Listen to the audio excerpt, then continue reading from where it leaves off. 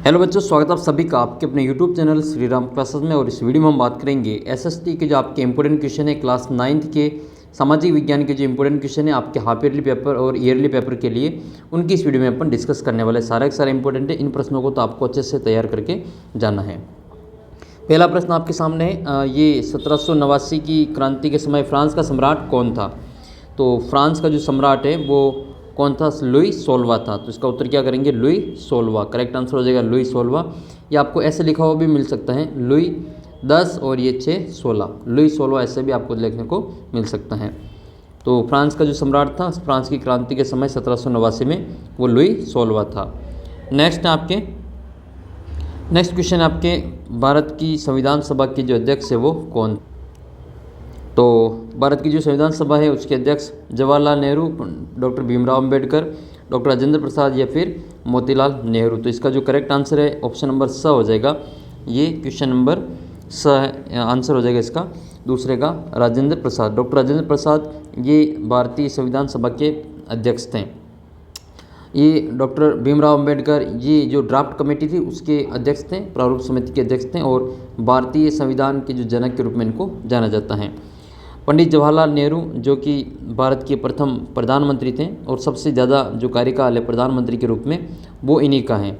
और बात कर लेते हैं डॉक्टर राजेंद्र प्रसाद की, ये भारत के प्रथम राष्ट्रपति भी थे। नेक्स्ट क्वेश्चन, अच्छा भारत में जो संविधान है वो लागू कब हुआ था? भारत का जो संविधान है वो लागू कब हुआ था और कितनी तारीख को अपन है जो संविधान दिवस मनाते हैं? संविधान दिवस, ठीक है, संविधान दिवस कब मनाया जाता है ये आप कमेंट करके बताना। संविधान दिवस कितनी तारीख को मनाया जाता है? नेक्स्ट क्वेश्चन है क्वेश्चन नंबर 3, कर्क रेखा भारत के किस राज्य से नहीं गुजरती है? तो अपनी जो छोटी ट्रिक है, भारत के 8 राज्यों से होकर ये कर्क रेखा गुजरती हैं। इनमें से कौन से राज्य से नहीं गुजरती हैं? तो आपको 8 ही राज्यों के नाम अच्छे से याद होने चाहिए।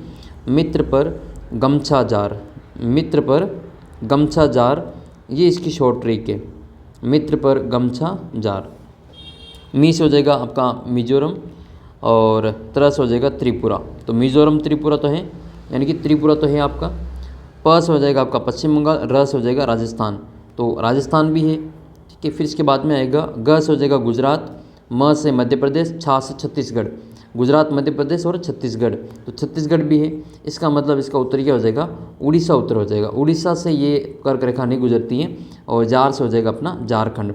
तो मिजोरम, त्रिपुरा, पश्चिम बंगाल, राजस्थान और गुजरात, मध्य प्रदेश, छत्तीसगढ़ और झारखंड, ये टोटल 8 स्टेट हैं जिनसे अपनी जो कर्क रेखा है वो गुजरती हैं। यानी कि टॉपिक ऑफ कैंसर ये कहाँ से गुजरती हैं? तो इन 8 स्टेट जो 8 स्टेट है इनसे होकर पास होती हैं।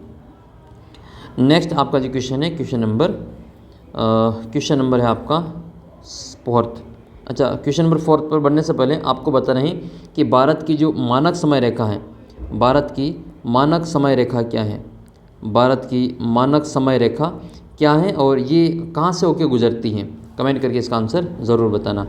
नेक्स्ट है 4था क्वेश्चन है, इनमें से उत्पादन का प्रमुख साधन क्या है? तो उत्पादन का प्रमुख साधन भूमि भी है, श्रम भी है और पूंजी भी है। तो इसका उत्तर हो जाएगा अपने, तो अपन ये तीनों ही सही है, तो इसका उत्तर करेंगे अपन उपरोक्त सभी। और एक और होता है अपना उद्यमशीलता। ये चारों ही जो है भूमि है, श्रम है, पूंजी है और उद्यमशीलता, इन चारों से ही उत्पादन होता है। ये उत्पादन के 4 प्रमुख साधन हैं। नेक्स्ट है, इसको आप इंग्लिश मीडियम वाले भी देख लें इस क्वेश्चन को। ये क्वेश्चन है कि the main means of productions among the following. इसमें आपको लैंड है, लेबर है और कैपिटल है। तो ये ऑल ऑफ द अबव हो जाएगा, उपरोक्त सभी। तो इसका आंसर हो जाएगा आपके डी ऑप्शन। नेक्स्ट क्वेश्चन है क्वेश्चन नंबर 2। क्वेश्चन नंबर 2 आपको फिलिंग द ब्लैंक्स करना है, रिक्त स्थानों की पूर्ति करनी है। नेक्स्ट अपना पहला क्वेश्चन इसका कि संविधान से विश्व के लोकतांत्रिक देश प्रेरणा लेते हैं। तो भारत का जो संविधान है वो बहुत ही लचीला और सबसे कठोर जो संविधान वो अपनाइए, और इसके जो संविधान से जो विश्व के सभी लोकतांत्रिक देश से वो प्रेरणा लेते हैं। नेक्स्ट क्वेश्चन आपका 2nd क्वेश्चन है, अगला क्वेश्चन ये है कि भारत विश्व के किस गोलार्ध में स्थित है? तो भारत जो है वो विश्व के उत्तरी गोलार्ध में स्थित है। तो आप इसमें क्या लिखेंगे? उत्तरी गोलार्ध लिखेंगे। तो इसका आंसर करेंगे अपन उत्तरी गोलार्ध में स्थित हैं। इसके अलावा आपको एक प्रश्न का उत्तर कमेंट करना है कि भारत के भूभाग का कुल क्षेत्रफल कितना है? भारत के भूभाग का कुल क्षेत्रफल कितना है, और भारत का जो क्षेत्रफल है वो विश्व के क्षेत्रफल का कितना प्रतिशत है।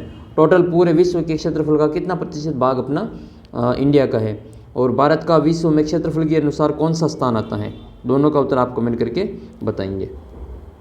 नेक्स्ट क्वेश्चन आपके तीसरा, कच्चा माल और नकद रुपये को क्या कहते हैं। तो कच्चे माल और नकद पैसे को कार्यशील पूंजी कहते हैं। इसको क्या कहते हैं, इसको कार्यशील पूंजी कहा जाता है। तो इसका अपन लिखेंगे कार्यशील पूंजी कहते हैं, कार्यशील पूंजी, इसको अपन कार्यशील पूंजी कहते हैं। नेक्स्ट है आपके अगला प्रश्न है कि एक अध्यापक द्वारा दी गई सेवाएं अर्थशास्त्र के किस क्षेत्र में शामिल हैं। तो ये अध्यापक द्वारा दी गई जो सेवा होती है, एक प्रकार से ये सर्विस होती है, सेवा होती है, जो कि शिक्षा के क्षेत्र में है ये अध्यापक। तो ये कौन से क्षेत्र में आ जाएगा, ये इसको सेवा क्षेत्र कहते हैं, और ये तृतीयक क्षेत्र में शामिल होता है। तो इसमें अपन क्या लिखेंगे, यह क्षेत्र तृतीयक में शामिल है, तृतीयक क्षेत्र में शामिल है। इसका आंसर करेंगे अपन तृतीयक क्षेत्र हो जाएगा इसका आंसर, तृतीयक क्षेत्र में सेवा को शामिल किया जाता है। नेक्स्ट क्वेश्चन है, एक वर्ष में किसी भूमि पर एक से अधिक फसल उत्पादन करने की प्रणाली को क्या कहा जाता है। तो उसको बहुविध फसल प्रणाली कहा जाता है, उसको बहुविध फसल प्रणाली कहा जाता है, बहुविध फसल प्रणाली के रूप में इसको जाना जाता है। तीसरे क्वेश्चन में आपको सही गलत का कथन बताना है। लोकतंत्र में सार्वभौमिक वयस्क मताधिकार, तो ये जो बात बिल्कुल सही है, लोकतंत्र में सार्वभौमिक वयस्क मताधिकार बिल्कुल सही है, आपका सत्य हो जाएगा। अच्छा, आप अगर टेस्ट देना चाहते हैं 9th क्लास के, तो टेस्ट का लिंक आपको वीडियो के नीचे मिल जाएगा, और अपने एंड्रॉयड ऐप के ऊपर भी इसका टेस्ट उपलब्ध है।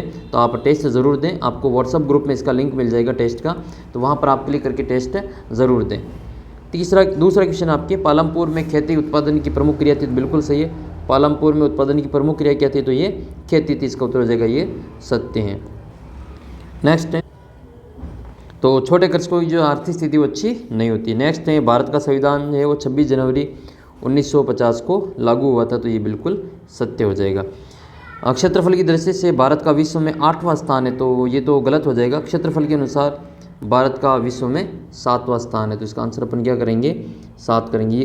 टोटल जो देश है वो अपना ये 6 देश है आपके, उससे ऊपर हैं। तो ये अपना देश 7वां आता है, जो कि विश्व में जनसंख्या के अनुसार 7वां देश है। इससे पहले कौन कौन से देश है, तो रूस है, कनाडा है, संयुक्त राज्य अमेरिका है, चीन है, ब्राज़ील है और ऑस्ट्रेलिया है।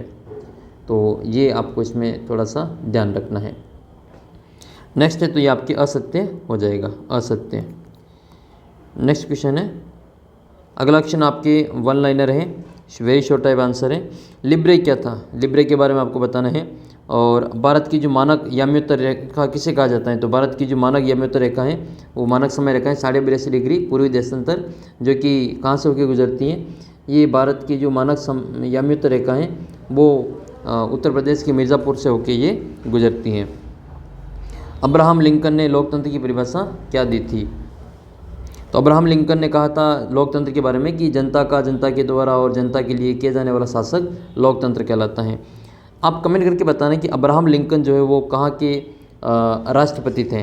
करेक्ट आंसर आप करेक्ट बताएंगे कि अब्राहम लिंकन कहाँ के राष्ट्रपति थे। सार्वभौमिक वयस्क मताधिकारी किसे कहा जाता है। तो 18 वर्ष से ज़्यादा की, जब आपकी उम्र 18 वर्ष हो जाती है तो आपको जो मतदान का अधिकार प्राप्त होता है, इसको अपन सार्वभौमिक जो वयस्क मताधिकारी कहते हैं।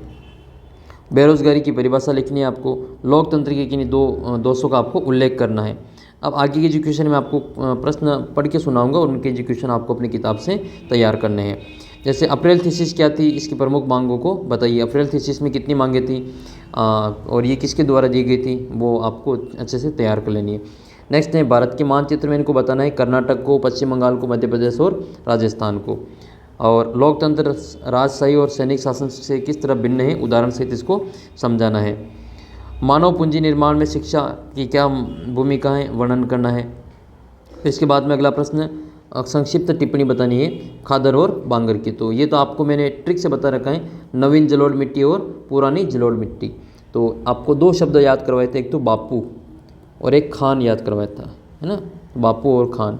तो बापू ये तो बांगर पुरानी हो जाएगी और खान में आपके खादर नई हो जाएगी। ये दोनों शब्द आपको अच्छे से याद कर लेना है। जलोढ़ मिट्टी जो पुरानी होती है वो बांगर कहलाती है, नई जलोढ़ मिट्टी खादर के रूप में जानी जाती हैं। नेक्स्ट है लोकतंत्र में मंत्री अपने विभाग के नौकरशाह से ज़्यादा प्रभावशाली क्यों होता है, और पूर्वी घाट और पश्चिमी घाट में कोई तो आपको अंतर स्पष्ट करना है।